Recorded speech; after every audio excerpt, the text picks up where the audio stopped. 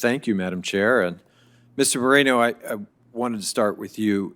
We're all concerned about reducing the burden of high energy costs on rural and low-income families. And we've had that policy objective for a long time, but we're hearing today about some of the things that stand in the way. We probably started back with the Weatherization Assistance Program in the 70s. But a lot of well-intentioned programs just don't get at it. We've heard about the inadequacy today, for example, of tax credits. If you don't have a tax burden, that doesn't really help you. You can't wait around if you're somebody who has a high energy burden and is struggling just to make ends meet to begin with. You can't really wait around until you file your taxes anyway to get the benefit to be able to afford new infrastructure in your home. So I wanted to ask, would a point of sale rebate program for the sort of highly efficient electric appliances, things like air source heat pumps and heat pump water heaters, would that help underserved communities benefit from lower monthly power bills and clean up their indoor air quality? Thank you, Senator, and thank you for the leadership on this issue. I'd be very interested to go and look at the details of the specific program, and I think the intent behind a program like that is potentially very good.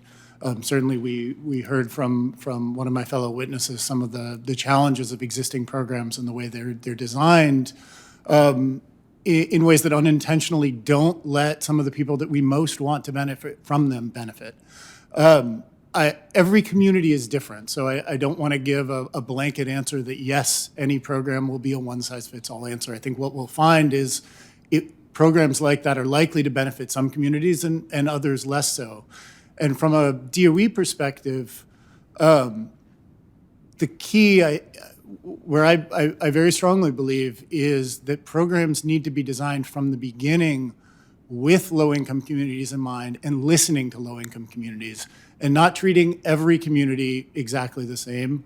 Even as we've heard today, certain low-income communities and rural communities have different needs. If we're not at the table with them, they're not at the table with us. And also informed by data and research that we can increasingly focus on the needs of low-income communities, giving communities the tools to be able to engage in the development of research, in decisions that affect them in an informed way, in an impactful way.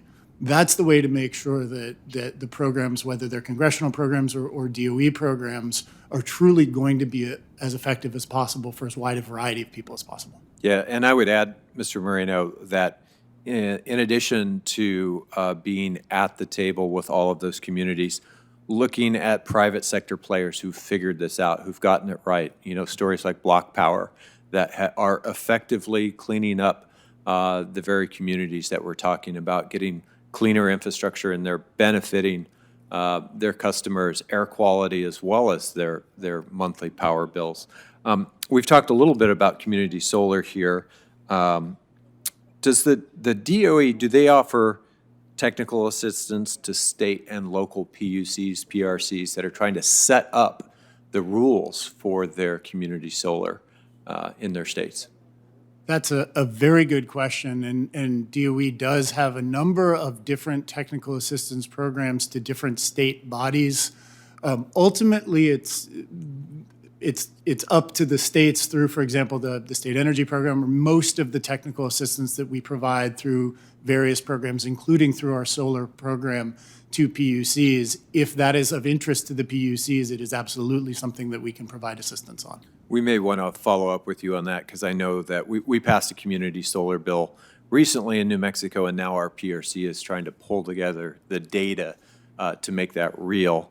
And my time is starting to run short. I'll just finally put another challenge on the table, which is that to make the point that coal thermal generation is not the same base load as it used to be. When my dad worked for a utility, it was we had a 70% coal capacity factor in the United States. Today it's 40%. So you can't really call it base load exactly, because Some of that is driven by economics and the poor economics of coal. Some of that's driven by the fact that when a coal-fired generating station goes down, it goes down. It's 0 megawatts.